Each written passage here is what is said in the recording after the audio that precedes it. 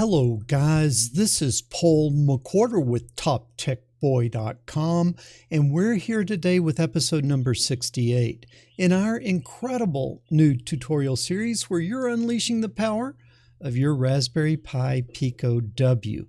What I will need you to do is pour yourself a nice tall glass of ice cold coffee. That would be straight up black coffee poured over ice, no sugar, no sweeteners, none needed. And as you're pouring your coffee, as always, I want to give a shout out to our friends over at Sunfounder. Sunfounder is actually sponsoring this most excellent series of video lessons. And in this class, we will be using the Kepler kit for Raspberry Pi Pico W. Now, hopefully most of you guys already have your gear, but if you don't, look down in the description. There is a link over to Amazon. You can hop on over there and pick your kit up. And believe me, your life and my life are going to be a whole lot easier if we are working on identical hardware. But enough of this shameless self-promotion. Let's jump in and talk about what I am going to teach you today. And what I'm going to do is I'm going to show you my solution to the homework assignment that I gave you in lesson number 67. But I must first ask, how many of you were successful? If you were successful, leave a comment down below. I am legend, double chest bump. And if you were not successful, leave a comment down below. I folded up like a cheap Walmart lawn chair. Okay, I'm really interested to see how many of you guys were able to do this, because I taught you everything that you need to know in order to do the homework, but I'm just curious if you guys were able to make that connection between what I taught you so far and what the problem at hand is. Because while it sounded really simple, you kind of had to think through things. Now, what was the homework assignment? What was the homework assignment? Let me move over here and let me get out of your way and let me have a little of my go juice. The homework assignment was to hook a servo up, to the Raspberry Pi Pico W and to hook a red LED up and a green LED up, and then to move the servo from 0 to 180 and from 180 back to 0. And if you are moving in the clockwise direction, the forward direction, be blinking the green LED, and if you're going in the backwards direction, then blink the red LED. Now that sounds pretty simple, but you got to really think through it. You have to think through, what do we have? We have three elements. We have a red LED, we have a green LED, and we have a servo. Now, if we had three cores, it would be very easy, because you would just say, I'll do the red LED on a core, the green LED on a core, and I would do the servo on a core, okay?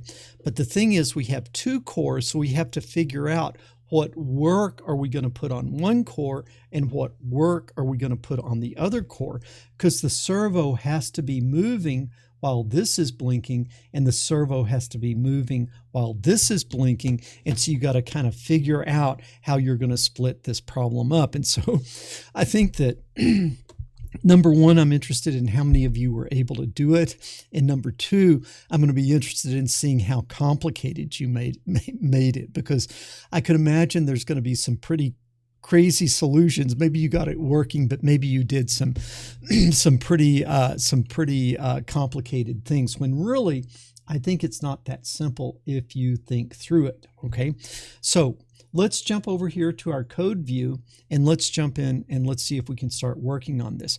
First of all, what I started seeing is, I said, I've got two cores, I got three components.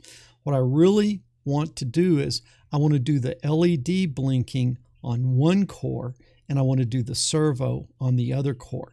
And it doesn't matter which one. It doesn't matter if you do the servo on the threaded core or you do the servo on the main core. But I think the best way to do it is to put the two LEDs on one core and to put the servo on the other. So let's jump in and see how to do that.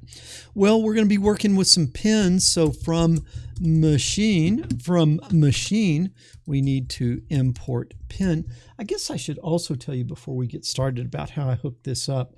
On the servo, the red power let me move this over a little bit, make sure you can see it. The red power wire is going to pin 40, which is the 5 volts that comes from the USB connection. And then I have over here on pin 38, physical pin 38, the ground. And then the orange control wire on the servo, I hooked to GPIO pin 17. Then the green LED I have connected to pin 14, and the red LED I have connected to GPIO pin 15. So that's the basic simple circuit that I use to hook this thing up. And I'll also tell you that I'm using the library for the servo that we developed in, what was that? I think it was lesson 66.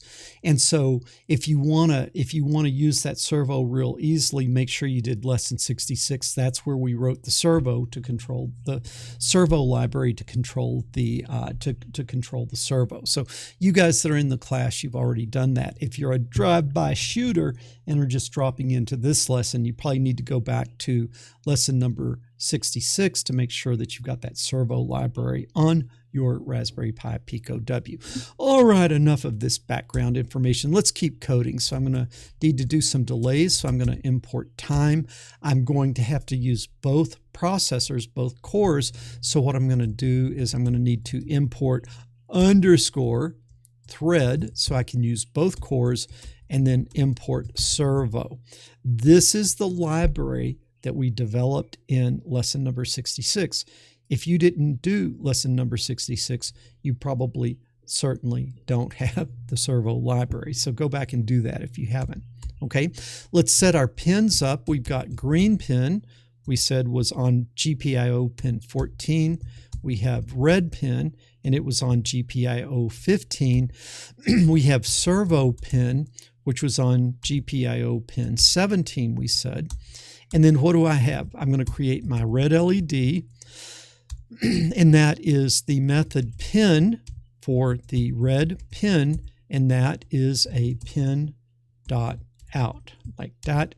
And then we are likewise going to set up the green LED, and that's going to be equal to pin, and that's going to be green pin, and that's going to be a pin dot out, like that. Okay, now we're going to need to define our delays, and so I'm going to let's see here. I'm just thinking through. Yeah, I'm going to have for the red LED. Now on these, they're both going to be blinking fast. So the red LED and the green LED will blink at the same rate. So I can just do a delay on is equal to 1/10 of a second, and the delay off is equal to 1/10 of a second. So whether I'm blinking green or blinking red, they both blink at a 0.1 second on and 0.1 second off. Okay, that looks good. Now I need to create my servo object, so I'll call that my servo, and that's equal to servo, the library that we imported, dot servo, the class in that library. And then what do? We got to tell it the servo pin, which we already set up. That looks good. Let's start by just moving the servo. Okay, let's just make sure we can move the servo, and then we'll deal with the LEDs later. Now I'm going to do the servo on the main core. So how would I do that? I would just say while true, when is true, true, true is always true. And then I'm going to say for I in range from 0 degrees to 180 degrees, 1 degree increments. And then what am I going to do? I'm going to do my servo.position, and I want I. So it's going to go from an angle of 0 to 180, doing what I've just done here. We need to not go too fast, so I'll do a time.sleep of 0.01.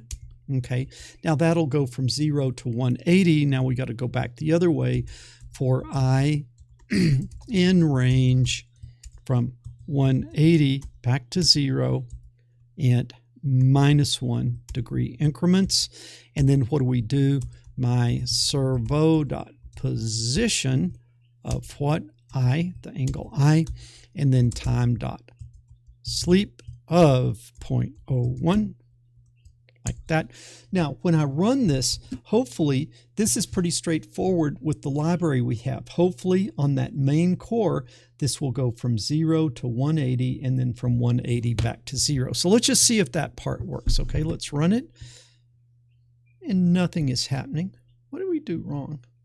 Okay, let me make sure. Yep, I'm hooked up to pin 17. Does anybody see my mistake?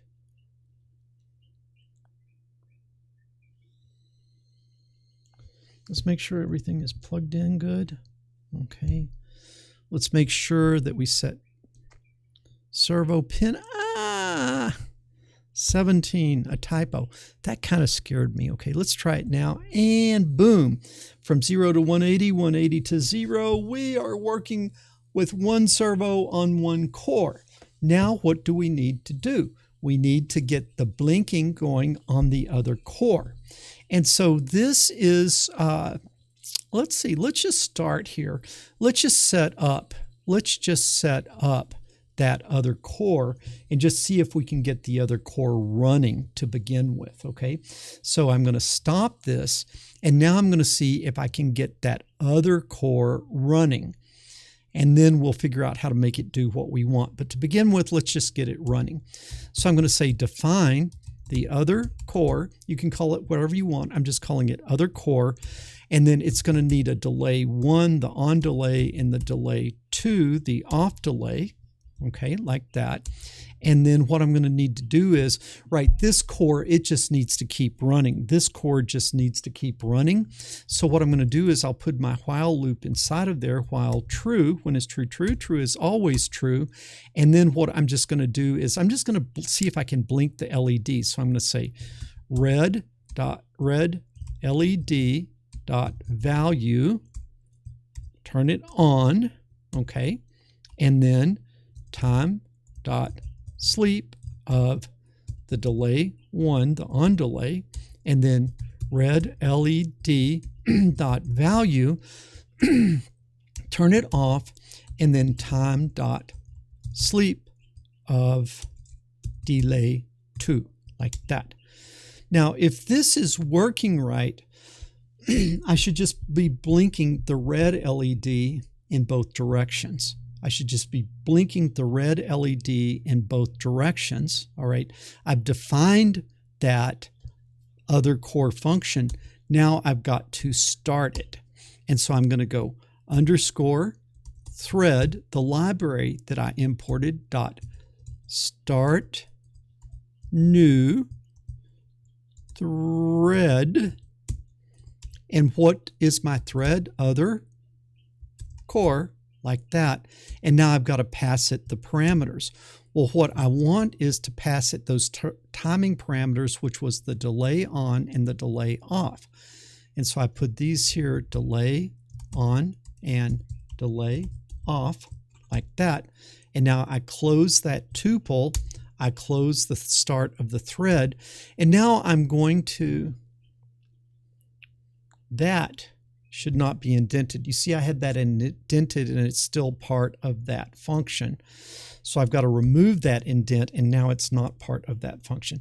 Now I'm going to put a little bit of a delay in time.sleep just to give it time to start the thread before I come and start doing this other stuff, just to make sure that that thread is started before I go down and start things on the other core.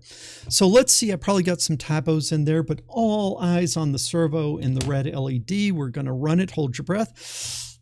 Okay, look at that. We're going backwards and we're going forwards and we're blinking. And so we're using both cores.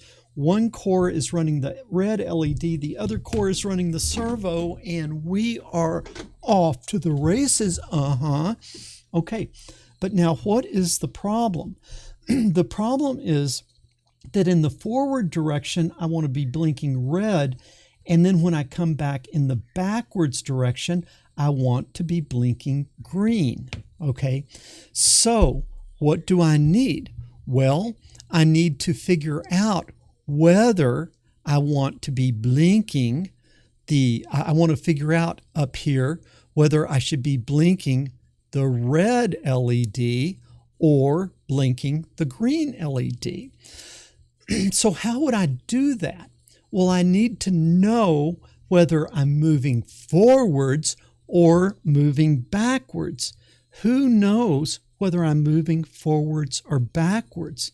The main core knows whether I'm moving forward or backwards. So what I could do is I could just say that my LED, this is just a parameter. The LED is equal to red. I just give it that value. And then when I'm here in this part of the code, what is the variable LED going to contain? It is going to contain red. Now, what should I put here? LED is equal to green, like that, okay? And so when I am moving forward, or this is actually backwards, when I'm moving backwards, the variable LED is set to red. When I am moving the other way, the LED is set, the variable LED is set to green. And so LED here, it's just a variable. When I'm here, what is the value of LED? It's red. When I'm here, what is the value of LED? It's green. So who knows which color LED should be blinking? The main core knows, okay? But what I've got to do is I've got to get that information up to here, okay? So how would I do that? How would I do that? Well, I need this function to know the value of the LED variable. How do I do that? Inside the function, I tell it, hey friends, I want LED to be a global variable. So when I get here, it doesn't try to create a new variable LED. It uses the global LED. Okay. Now, if I'm going to use LED, I better at least initialize it to something. So down here, up here, what I'm going to do is I'm going to just set it to blank. And that way, if I hit an if statement, it at least knows what LED is. So here, LED has a value. Now, what do? I start my thread. When I come into my thread, I say LED is global and it has a value. Because you see, if I hit this before this assigned a value, the program would crash. So I give it an initial value here, just so the first time through that loop, the program doesn't crash. So now LED is going to be shared among all of the different functions, okay? The main program and also this function, which is running on the second core. Brilliant, brilliant. Did you guys figure this out? Did you figure this out? Now it becomes pretty simple. I set this to a global variable. Now, this is going to define what LED is, and this one's going to know what LED is because I made it a global variable. And don't cry foul, don't throw a yellow flag at me, because back in the lesson that I taught you functions, I taught you how to use global variables inside of those, the class with functions and methods in class, okay? So now, what do I want to do? Well, if LED is equal to red, then what do I want to do? I want to blink red. Now, if LED is equal to green, what do I want to do? Well, I want to put the quote there for sure. And then let's just see if we can snag all this and put it here. And then this would be green. And then this would be green, like that. Now let's stop it. Okay, and again, what I found is this needed a little bit of a delay. So I start the thread and then I give the thread a little bit of time to get going. But what is this going to do? Let's say this started really, really quickly. What's it going to do? Well, at that point, the LED is set to nothing. And so it's going to be sitting here looping, waiting for it to hear that the LED has a red value or a green value, which will be set down here. So it's just a little bit of timing, and it doesn't affect the operation at all because this will just sit in loop waiting for this to get either a value of red or a value of green. It's crazy, but it just might work. Okay, so let's hold our breath and all eyes on the servo, the red LED and the green LED. Hold your breath. Line 23. What is this line 23 nonsense? Rookie mistake, equal for a conditional. Rookie mistake, equal for a conditional. Hopefully you guys saw that. Hold your breath and all eyes on the circuit. Boom. That's going, but I'm not getting any blinking action. Okay, why am I not getting any blinking action? I got an error that time isn't defined. Well, I imported time, and I imported time. Okay. This probably is a little bit of a timing problem. I start the thread, I sleep. Let me give it a little more time. Okay, let me give it a little more time. I don't think it needs that much time, but you see, I'm going to give it time to be running up here before I start the main core. So let's try it again. Still doesn't like it. Okay, this is perplexing me a little bit because it's acting like it doesn't know what time is in the other core. Let's see if we put a delay here.